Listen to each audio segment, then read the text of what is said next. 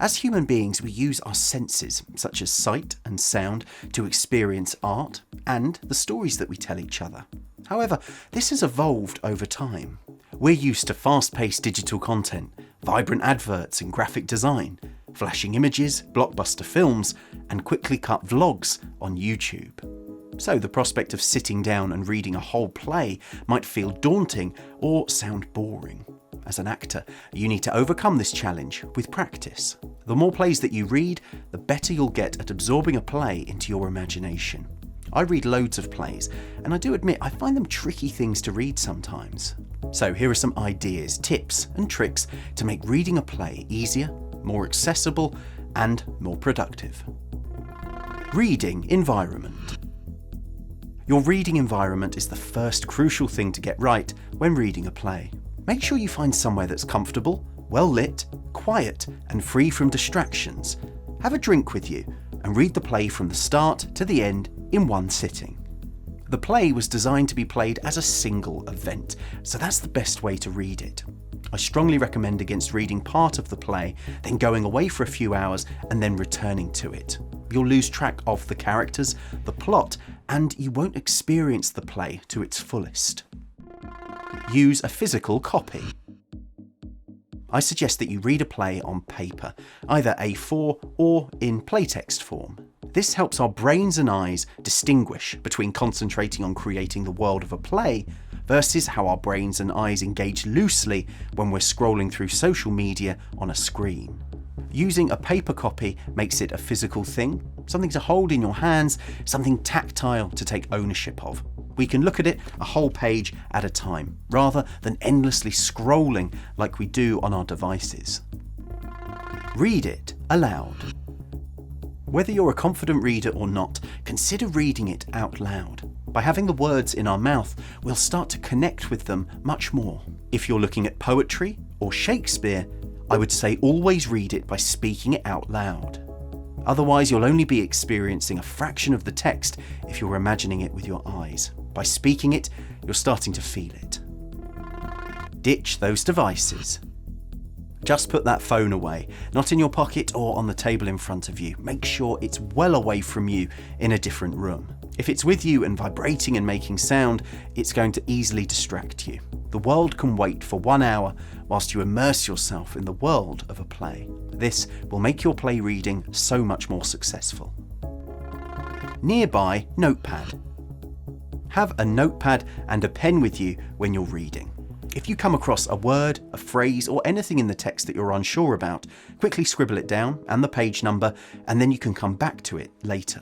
If you're stopping and starting and Googling every word that you don't understand, you're going to lose momentum and are much more at risk of being distracted by social media. Production photos. This is a useful tip to help you visualize the world of the play. Before reading it for the first time, have a look at some production photos. These will be professional photos of a professional production. You'll be able to see the set, the costume, the lighting, and the actors in the space. Some plays are quite abstract or set in a very specific environment that maybe you haven't seen before.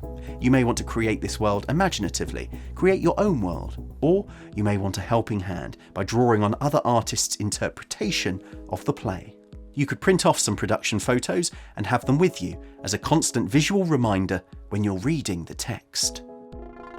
Original actors. Some plays have lots of characters in, and it can be difficult to follow who's speaking, who's on stage, and keep track of what's going on. A tip to help with this is to look up the actors who played the parts originally. This information will be at the front of the playtext or should be available online. You can look up the actors and see what they look like and use their faces to inform your imagined version of the play. You could print out the photos, label them, and have them with you when you're reading the play. Character list. I like to have the character list easily visible at all times when I read a play for the first time. I can then easily refer to it when I need to, and it saves me constantly flicking back to the start of the script to see who someone is. I suggest you write it out, take a photo of it, make a scan or copy of it. Also, use the character list to pick out any key information that will help determine what the characters look like, what they sound like, or how they behave. Reading reviews. Theatre reviews can be really helpful when reading a play for the first time. These will be published in newspapers such as The Guardian, The Daily Telegraph, The Times or The Stage, or in online publications such as Time Out or What's on Stage. Reviews offer critique, analysis, insight and detailed description about things that happen in the play. You may want to read the play afresh before reading any reviews of productions. This will help reduce the risk of any potential plot spoilers. I often have a look at reviews after reading a play for the first time if there's anything confusing or ambiguous in it. Perhaps there's an abstract moment in the play that's difficult to imagine on the page. A reviewer may describe it more literally or with more clarity. Read it with friends. My final tip is to read the play with friends or other actors. This is what a play is meant to be.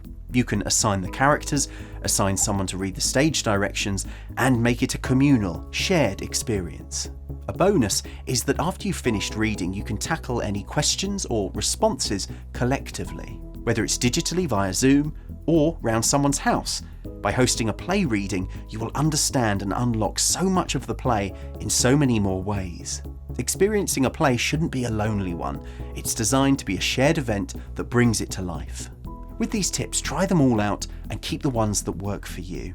Everyone has their own strengths and weaknesses with reading, so utilise the tips that help your process. Finally, remember that plays are meant to be seen and heard. They're meant to be a living, breathing experience. They're not created or designed to be read.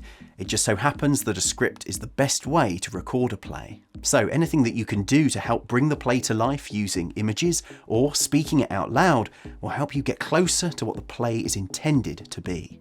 If you're new to reading plays, make sure your school or college sign up to Drama Online. It's a subscription service with hundreds of plays accessible online. You can also order playtexts online by buying them from the publishers. These include Bloomsbury and Nick Hern Books. Or you can order them from Amazon. Remember, practice makes perfect. The more plays that you read, the better you'll get at reading them. Good luck. Thanks for watching. If this video helped you, please give it a like. Do check out these other videos and subscribe. And if you want to support what I do on the channel, you can click on the link in the video description. All the best.